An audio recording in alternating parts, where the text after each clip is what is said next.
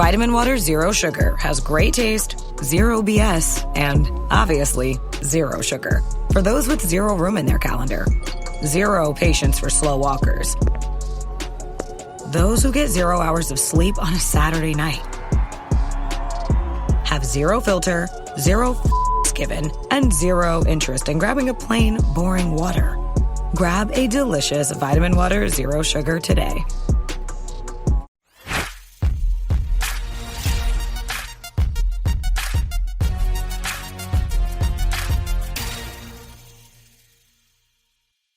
This is William Tidcup and Ryan Leary, and you're listening, hopefully watching, the Practitioner Corner. We got Neil on today, and we're going to be learning all about his career, so we're excited to have him on the show. Neil, would you do us a favor, the audience a favor, and introduce yourself? Hey, Neil Lenane. I lead our talent acquisition group at Progressive Insurance Company. All righty. So how long have you been in TA? Ish. TA specifically, 8 years. Okay. HR, I'm probably celebrating my 24th, 25th year, and been in the insurance industry 37 years. Oh my goodness! Wow. So you got good in talent in HR in insurance, and you just stayed there. Outside of college, joined the insurance industry and been with it ever since. It's a great industry. It's super stable, and when you think about careers and skill sets, insurance companies offer a lot of those. It's more than just, a claim or, being a product manager and selling a policy, but all kinds of roles there. But yeah, I've been 37 years with 2 different companies. And like I said, I have enjoyed being in the insurance industry. Well, two things you don't often hear, Neil, is 37 years for 2 companies, number one. Yeah. That's an accomplishment there, and then being in HR, right, through the thick and thin of it, long. So we've got a lot to learn. I'm excited for today. Appreciate you having me. Insurance, highly regulated industry, and then you got HR with that as well. Yep. So why don't we go back? We'll get back to Progressive, of course, but why don't we go back to high school, college? What was the dream? What did you want to be? Well, we wouldn't have said being insurance, right? So we always like to say, hey, I didn't grow up to say, hey, I wanted to be a claim rep, but somewhere along the line, that's what I ended up doing, coming out of the University of Georgia. So I was a New York City kid. I transferred to Atlanta, finished up high school, and then University of Georgia was a great option, has a great business school. I'm a college football junkie, so, SEC football was great. I didn't grow up on it, but I didn't come out of there saying, hey, I was, my major actually was human resources. And it's really tied to, I love sports and I love coaching. And HR really has all those elements. It's about, think about whether it's college or pros. It's about selecting good players, developing good players, managing, coaching good players. All those elements come into the HR space. Paying players, all those things are HR elements. So theirs was the connection, and I was fascinated. Yeah. And then from there, once I graduated, I was in Atlanta, but it was tough for a graduate trying to get an HR job in Atlanta because a lot of headquarters there, a lot of regional headquarters there. And so it was tough to break in at a certain job and needed to pay the bills. So I started applying for jobs. One of them was an insurance company. I was with Aetna. I happened to be there only 3 years altogether before I joined Progressive. But it gave me a good foundation from a business perspective. And that's where really good HR practitioners and particularly recruiting practitioners come from when they come from the business because they know the business. And so that's kind of how I got in there from college into the insurance industry. That's interesting because that's kind of like I remember being at that moment of graduating college and thinking you were just going to own the world. Right. And you couldn't get in. So you had to take what you could get to break into the company and build your way. So I think that's interesting that you bring that up because actually a lot of people that listen to this particular show, they're at the age of graduation, coming out of college. And so hearing that, I think, is super helpful Yeah. for them, and along at least coming out of college and starting their career. I remember interviewing post college, and it was happened to be an HR job, and it was for a dairy company in Athens, Georgia. And I had a really good interview, especially for being a college kid. And I was able to hold my own just coming out. Hey, I don't really have much work experience in space. But ultimately, that's ultimately what ended up being some of the, hey, manager, I love the interview, but I've got a really tenured group. And without some of that business knowledge of being in the dairy industry, relatability is going to be a challenge. And to Ryan's point earlier, I think you're right. You've got to start somewhere to learn the business and then kind of work your way over. It's really hard to just jump into it from the very beginning, unless it's some really entry-level role. Maybe you're working for a staffing agency and, you're doing recruiting coordinator type of activities. But for the most part, whether it's, HR or talent acquisition, learning the business is really key.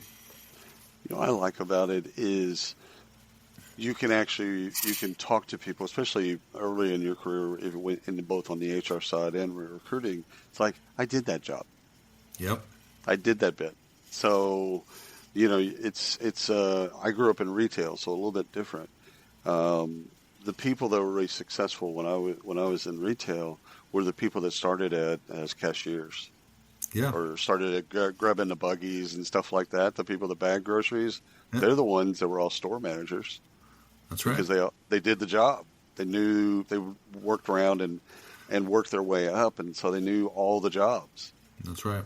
It's that credibility piece, right? Because particularly when either you're a leader or if you're in HR or even if you're a recruiter trying to get someone to work, having that credibility that I've done it allows you to have a leg up on influence. And a lot of these jobs are about influencing people. And they don't teach influence at SHRM.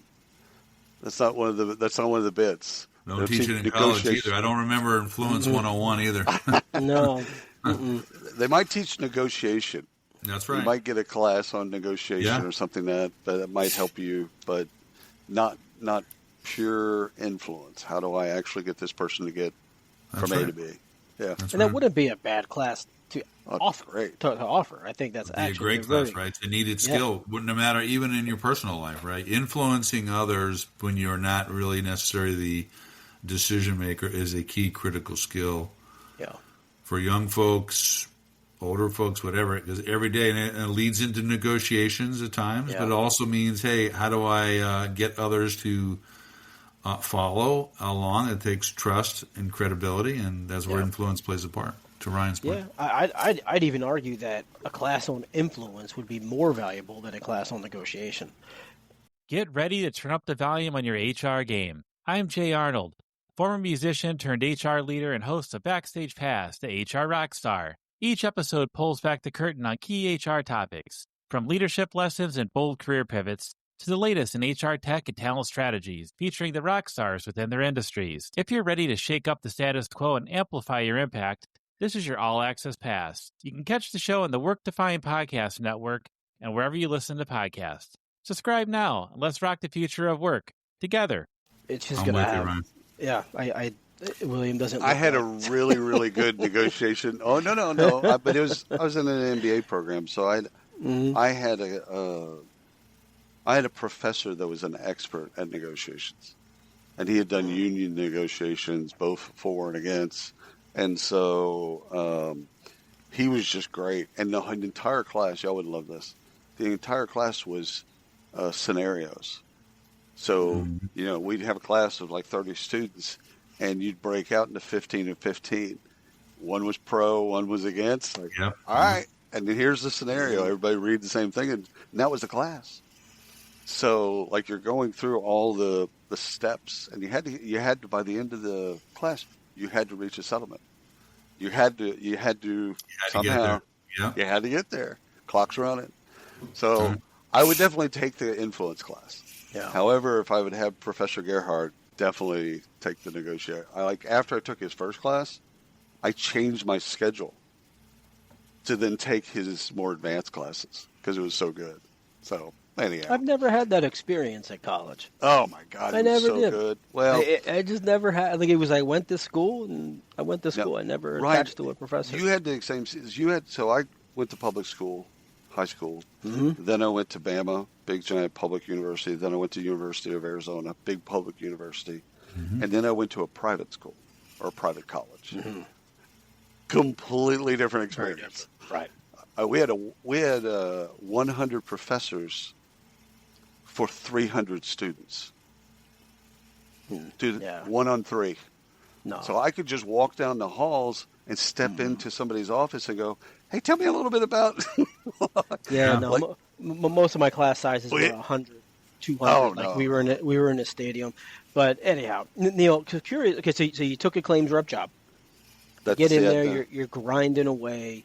How was it? Yeah, how was it? And 2, how did you start to kind of navigate? Did you see a path? Did you know where you wanted to go, or did it just organically happen? Walk us through that. When you're in a business operations kind of role, after a while, if you're talented and you're willing to work hard, you start to become real good. And then after a while, folks start to come to you and they start asking advice, and then you're informal mentoring, and then over time you may be asked by some leaders in the organization to maybe be formal mentors, and you start to get the roots of trying to be a leader in the organization. That interested me. Again, it was tied back to my, love of sports, that coaching. And so over time, you gain to a level of performance and subject matter expertise, and then you start competing for leadership roles. And again, there's where the past skills. Now, insurance, being a claim rep, taught a lot.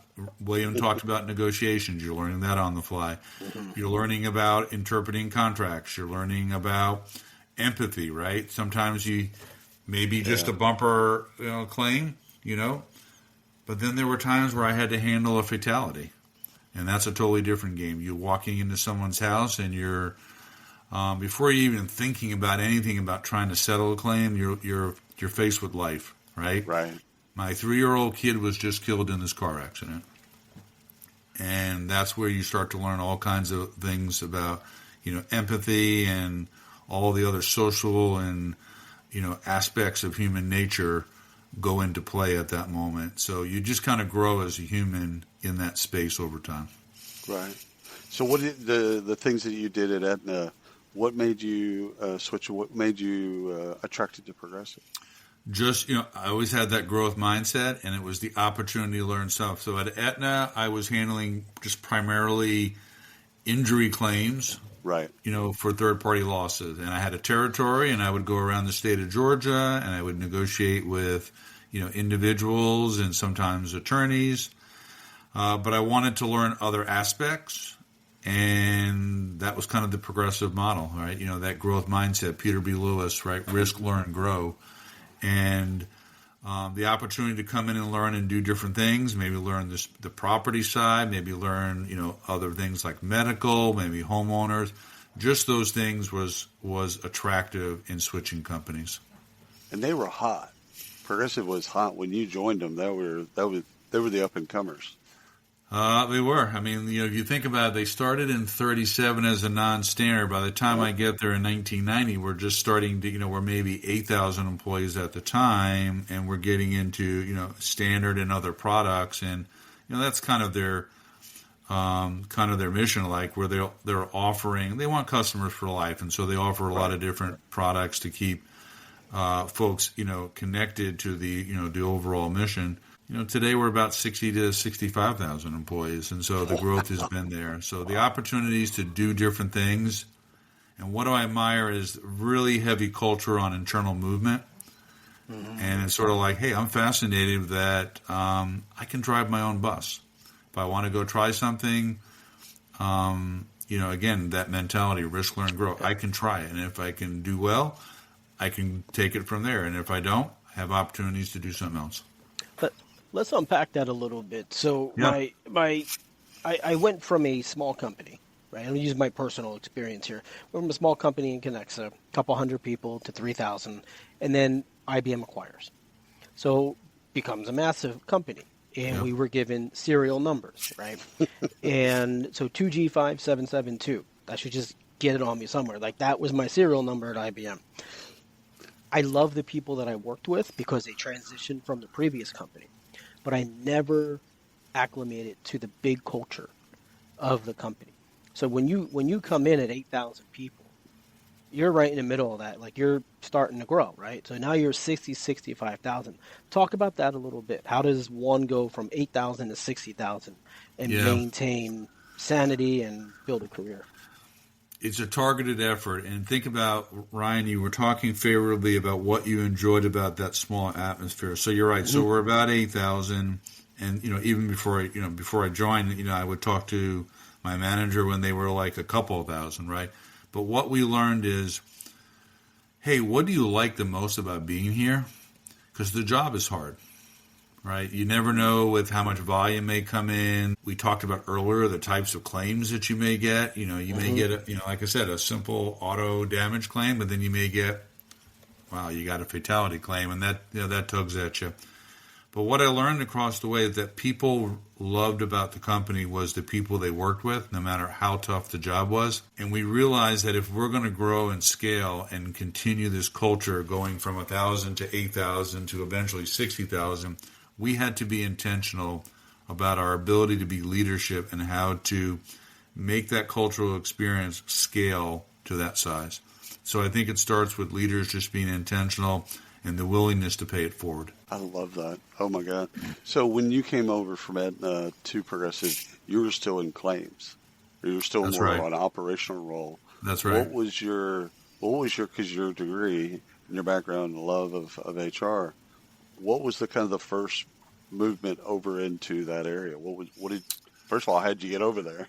Yeah, that's a great story. So I was 3 years with Aetna, and then about 1990 I moved to Progressive, and I was in that claims organization all the way till about 2000. Yeah. And a personal circumstance happened where I lost a family member, and at that point, it was my spouse at the time, and it gave me a reflection point, like, hey, what is it that when you lose someone you're close to, you're like, what's your purpose in life? Right? And so here it is. I have this degree that was something I really loved. I enjoy doing what I'm doing, and I'm making good money. How do I merge those things? And you both have been really tied to the HR and talent acquisition space. The one thing you can say that you enjoy is that you get to make a difference in someone's life. Sure. Right? And so we all thrive about making a difference. So there's the opportunity there was right staring at me. It was an opportunity to think about doing something different, coming off, a personal tragedy of a situation. And I said, I'm going to do it because I need a new purpose to make sense of what just happened to me. And that was my purpose. It was the ability to jump into space. At that point, I was an established leader in claims. We know HR, really good HR professionals. Many of them come from the business. And so I made the leap over. And then, that was about 2000. And I haven't looked back from the HR world since then. And 24 years later, you're still in HR. That's right. Still moving along. So let's run through that HR journey. Right. Mm-hmm. So we eventually get into talent, and you're about 8 years in this particular space. But prior to that, what does that journey look like? How did you end up here? Yeah. So I started off as supporting one of the states in Progressive's claims organization. Right. Eventually that grows, and then over Was time that a I worked business partner role. Business partner role. Great. Yeah. Yep. Okay. So I'm supporting a business, and because I was a leader in claims, I connected well with some of the claim reps and the leaders because, hey, back to your point earlier, hey, I did the job. Makes sense, right? So I could relate. Then I had the opportunity to kind of compete for roles where, I'm leading, HR organizations for several states. And so I stay on this, what I call field HR track, for probably 10 years of that the last 24, I should say. And then I have an opportunity to move into a corporate setting. And from there... That's different. Totally different. That's different. That's a different animal right there. Yeah. So I'm then taking my, business experience, my business leadership experience, my field HR, and I'm wrapping it up, and Progressive happens to create a role, and it's called the Director of Employee Experience. So you're managing elements of talent management, you're managing elements of, DE&I programs, and you're saying, hey, we want you to build out what the ideal employee experience could look like. Dude, that's so far ahead of people. Yeah. So did they create this for you specifically? The job was created, and I competed for it. Right. Got it. Okay. Okay. So this is like 2010. This is way this is before 2010, exactly. So it wasn't created specifically for me, but I was, one of a handful of people who had the opportunity to compete. Where are we at, before we jump on? Where are we at employee size at this point? Well, that's a good point. That is a great question. Probably in the 30s. I'm going to have to guess at that. Yeah. So the next half of the 30s. So the next half of the journey here, now we're getting serious about people. But you're at corporate. Yeah, don't hold me to the number, but we're probably in the 30s at that point. Somewhere in the 30s count, 30,000s. I'm always fascinated, Neil, with practitioners, the decision on which to stay a generalist, and kind of move up the ranks of a generalist, or to then go out and do specialization. And go into comp, go into benefits, go into any of the silos, and you have all this wonderful HR experience, and then you do the employee experience. Yep. So you made the decision to do some type of specialization. Did you? Sure. I think as you think about it, look at them as critical experiences, right? So let's say you're in job X and you want to move to job Y. Right. You ask yourself, what are the critical things that I need to be good at or I've had done? This episode is brought to you by LinkedIn. Healthcare professionals can lead their careers with LinkedIn. Discover jobs by specialty, preferred shifts, and even desired salary. From mental health therapists to radiology technicians, it's now faster and easier for healthcare professionals to find the right fit. Learn more at linkedin.com/healthcare. Side effects may include faster job placement, improved work-life balance, and increased career satisfaction. Hey, it's Paris. I love sparkly things, right? Like stars. Duh. And thanks to Hilton and AutoCamp, I just slept under them. Picture me, serving looks by the fire outside my luxurious Airstream, making s'mores with the kids, while a national park is our backdrop. The great outdoors meets Hilton hospitality. That's hot. Explore all the new ways to stay at Hilton.com. Hilton for the stay. In job X in order to be in job Y someday. So you look at it, and so let's say, I'm making up an example. Let's say you want to be the chief financial officer of a company. I have to have some steps that I've had to have taken in order to get there. So I think depending on where I was wanting to go and be a senior leader in an HR organization, I needed to have some different experiences, both on the corporate and on the field side, plus the business side was helping me if I was going to be successful ever being a senior leader in HR. Right. No, I can see that. I can see that. And the role of EX, which is now what we call it, the role of EX, y'all were pioneering. Y'all were way early in that game. Yeah. So what did you, all of a sudden you get the job. What had you, because there's not like books written on it. There's no conferences that are running tracks on it or anything like that. Not a lot of tech at that point. And not a lot of tech. There's not a playbook. Like, how'd you create it? Well, you're getting different elements, right? So part of your job is you're getting engagement surveying. You're getting, the DE&I pieces, and, there's a learning to that, and how do we grow those programs and make them part of your culture. There's aspects of performance management, setting expectations through objectives, right? Evaluations, assessments.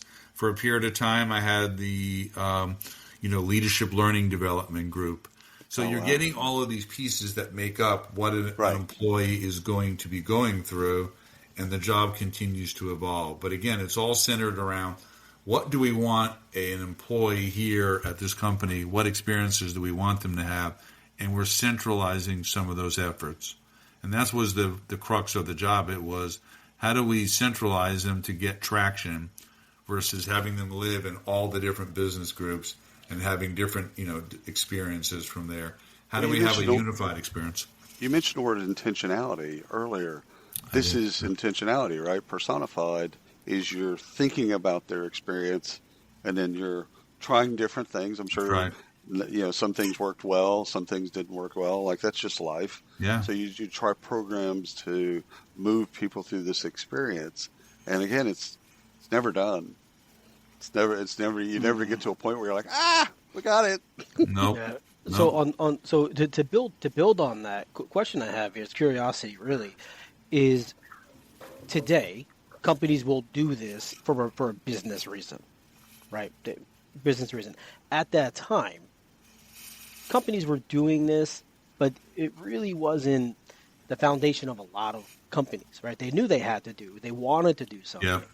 Was this more of a business decision, like, hey, we're gonna go from 30 to 60. We need an experience here, or was this people? Right, we can't be churning people, or was this more people got together and said, you know what, we really care about employees. Let's make a good experience, but there really wasn't tied to a business reason. There was probably 4 things that I would say were the pillars, right? If you build it on Ryan's question, right? You're scaling to growth, right? Mm-hmm. You can't have 30 different versions of this if you want to go from an 8,000 base employee to a 30,000, or someday be 60. And by the way, we have aspirations to maybe be over 100 based on where things go. So preparing for growth, retention, right? You've got to have, William talked about it. You've got to have an ideal profile about what things employees need if they're going to continue to stay with you. Right. Same thing is from an engagement. If I'm going to go that extra mile as an employee to service, whether it's external or internal customers, my engagement is a critical aspect to that. So you're building on those experiences. And then lastly, we got to remember this is a business. We got to do this efficiently, right? And so this, the centralization allows you to scale, build subject matter expertise, but do it in a manner where it's not breaking the bank in terms of how much it's costing you to do these programs. I'm fascinated because you're consumer facing. So there's a customer experience somewhere in this process, right? Sure. There's a Absolutely. Customer experience. Did you ever lean or pull from some of the things that were the customer experience and pull those into the employee experience? Yeah, there are really almost 3 or 4 customers, right? There's the policyholder, right? There is the person whom your policyholder may have had an accident with. Okay, that's a different experience. Mm-hmm. There is the vendors whom you partner with to bring those external and customer experiences to life. Example, body shops that you partner with to get someone's car back on their driveway, a key thing, right? And then lastly, it's like how do we service each other? Like, how does IT service a claim rep in the field who's servicing an external customer? So you're really managing all those 4 dynamics when you think about some of those things. Right. And you pulled some of that learning into the employee experience. You have to, right? Yeah. Because the employee, if I'm an employee servicing an internal employee, I may hey, how do I get your laptop up and running? There's a service level there.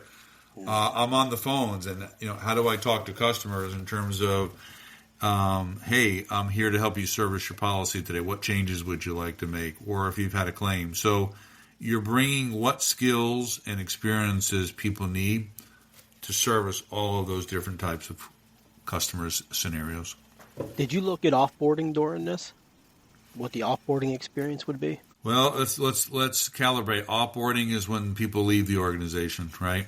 Right. Correct, yeah. And, think about it this way. From a human perspective, there's respect, there's the dignity piece. From the business side, remember, hey, Ryan, you're you're a talented individual. You're going to leave us at some point possibly and go on to do even bigger and better things. Let's also remember you could be a progressive policyholder. So how I have that interaction Good there. point. Exactly why I was asking that question. Is, plus, what can I learn from Ryan? Hey, I'm going to miss Ryan. He added a lot to the organization, but what can we learn from Ryan's experiences? He could be helping us, giving us by the feedback he gives us and say, hey, here's the things that I think worked well. Here were the things that I think you guys could have done better. So offboarding, a critical aspect in this human space, particularly to learn and grow your business.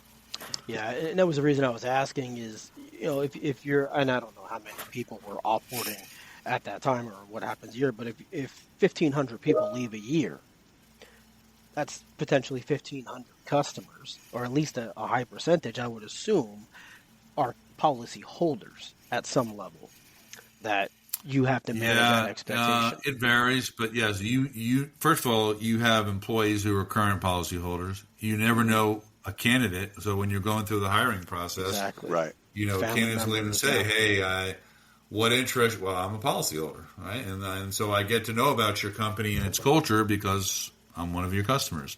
And so now I'm really moved by that, and now I kind of want to work in that same industry and or company. So absolutely, it is a big circle, and you never know where you're interacting with folks. You may even be working with a vendor today, and tomorrow they may be a person who applies for one of your jobs inside your own company. So there's a lot of connection in this particular industry and this space in general.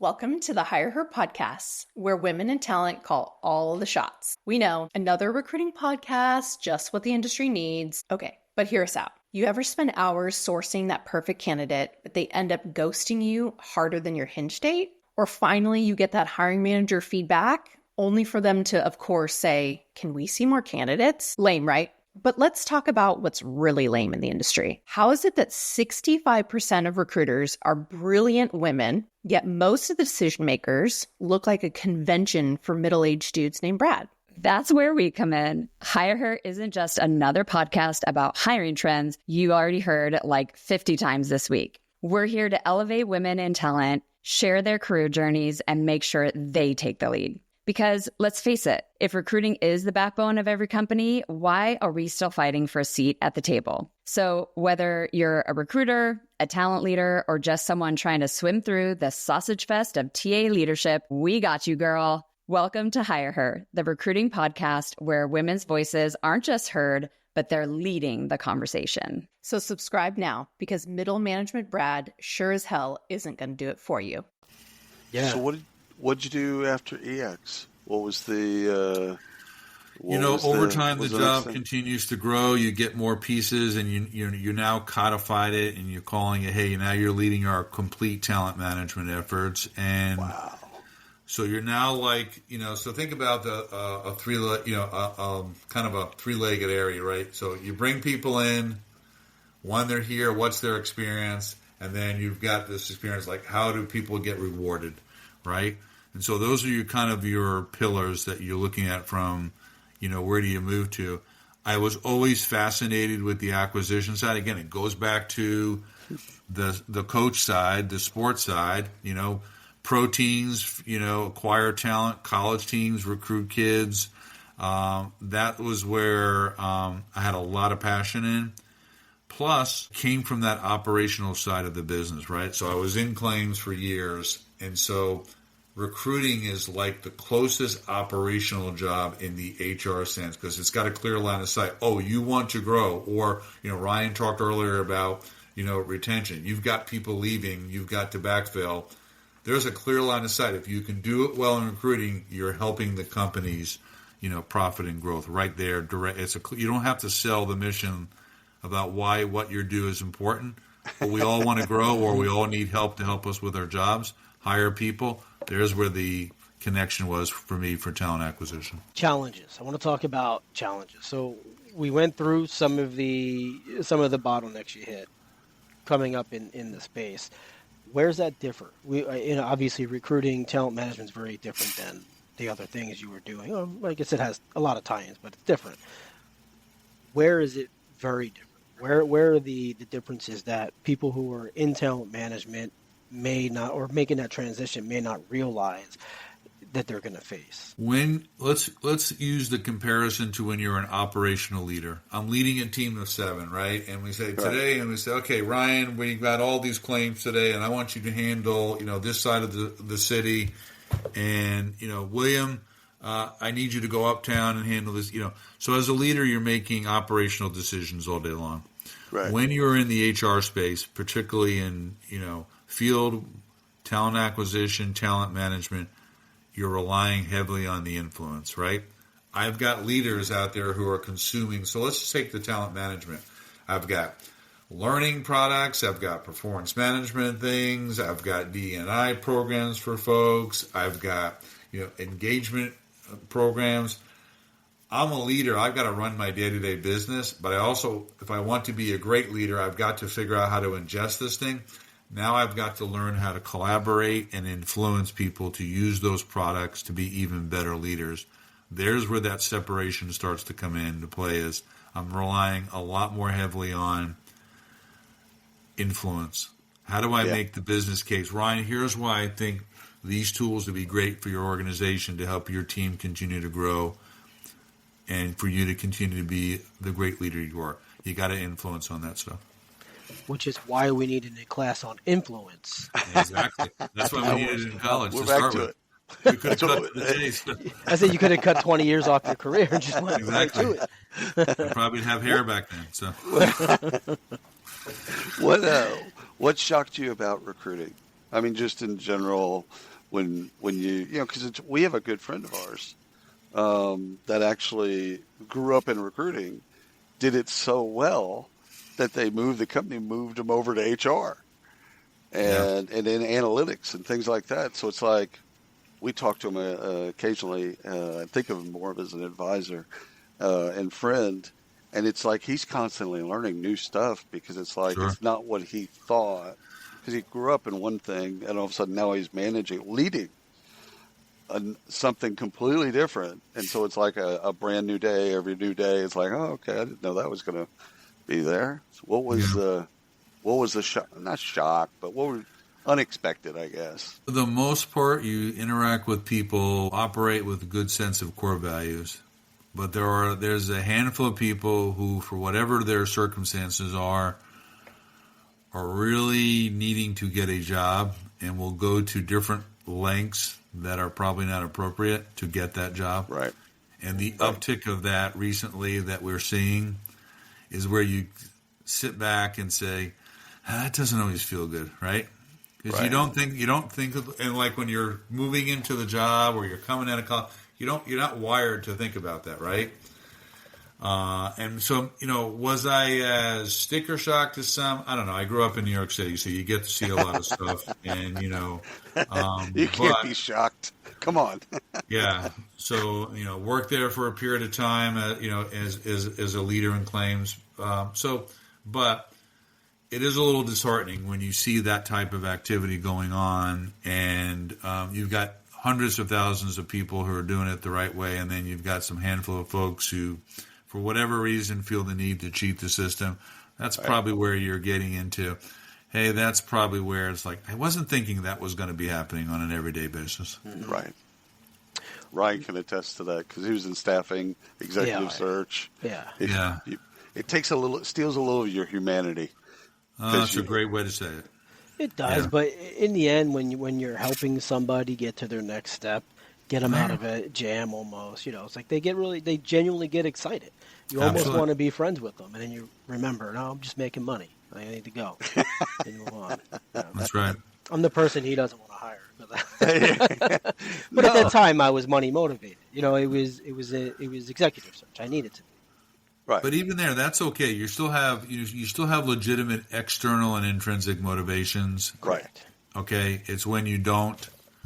Listen, there are some people who are trying to get in to do something nefarious once they're in, and then there are others who they're that desperate to get a job because they need one. And that's the thing. You're pulling on this, the heartstrings there about, hey, you're able to make it. Because we know that what happens when you feel valued as a human, when you're able to contribute by working. Right. And that's what makes it really tough. It's like that difference that Ryan was talking about earlier gets a little bit muted when you have that kind of situation every once in a while. Yeah. You see that in AI? Do you see some of this in technology or the misuse of technologies, or is it just bad actors doing bad things? Just I would humanity. say, listen, some people are using AI as a tool, but I think it just comes down to there are bad actors, and we've had that no matter what industry and what parts of society. Bad actors live in every corner of the neighborhood, so that just is what it is. But for the most part, many companies use AI responsibly, and there are some people who take advantage of that. No. Yeah. So you've been at this for a while, and we're coming down on time, so I'll make this my final question. But you've been at this for a while. What's the next act? Where are we looking at? Where are you growing to in the organization? I'll say in the organization. It could be outside. Yeah, no, definitely. Why leave? You got a good thing going. That's you're almost in my head, William. I think you're my retirement. He's like retirement. I got to go learn a new company. You're gonna exactly. You're gonna put yeah. So I still have a lot to where I want to take the organization in terms of what I want to accomplish. There's always that challenge, like, hey, this is a new job coming. Can I find new sources of skills for the company to continue to grow? Can we continue to scale? Can we find that really cool technology that makes folks' lives a lot easier? So you have those day-to-day challenges. I think if I was to leave tomorrow, here's what I would do. I think the biggest challenge in the talent acquisition space, particularly just recruiting and for particularly young folks is learning how to compete. Remember how we were talking about they didn't offer influence in college? Mm-hmm. They didn't do a whole lot of teaching you, like, how do you compete for jobs in the real world? Right. They had a career center, and you may get some tips. Yeah. But listen, sometimes you don't get a job not because you don't have the skills, or it's just that there was someone better. And so that notion of how do I compete? Maybe I go up against Ryan and we're neck and neck, but Ryan brings something new and different to the role, and that's why they hire Ryan. Right. And it's not that I was bad or I didn't have the skills or I didn't meet the minimum quality. It was just Ryan's better. So that ability to compete. And so I think what I would do in my next, journey is helping young people learn how to compete for jobs, because we all agreed on this call on one thing is the feeling you get when you can get a job and how that makes one feel and the difference you can make in terms of your personal life, your family, and society. Mm-hmm. It all starts with helping people compete. And really, isn't that what coaches do with players? How do I compete? How did Dave Roberts help the Los Angeles Dodgers compete and ultimately, beat my Yankees? Right? Yeah. It's all about helping people compete and win. Me there. Which part of that? He's a Phillies guy. Definitely helping people compete for jobs. I actually think that could be your own podcast. Like I love that as a series of episodes. That would be fantastic. But definitely the Yankees not winning. Oh, stop. Was fantastic. Don't stop. That was a bonus for you on the podcast today, right? Way that too was a soon. Bonus. Yeah. Last thing for me, Neil, is advice you'd give your younger self.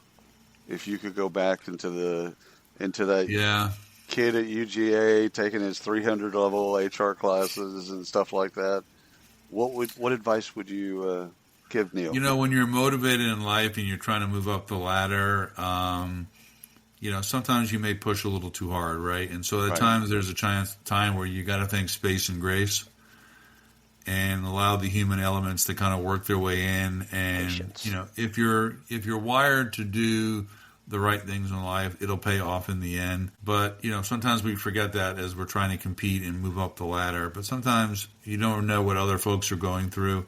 Space and grace sometimes. Dude, that's the episode title right there. That is awesome. Here you go. Thank you for carving out time for us. I appreciate you guys. Yeah. This has been absolutely fantastic. Thanks to you and thanks to the audience, and we'll see you next time.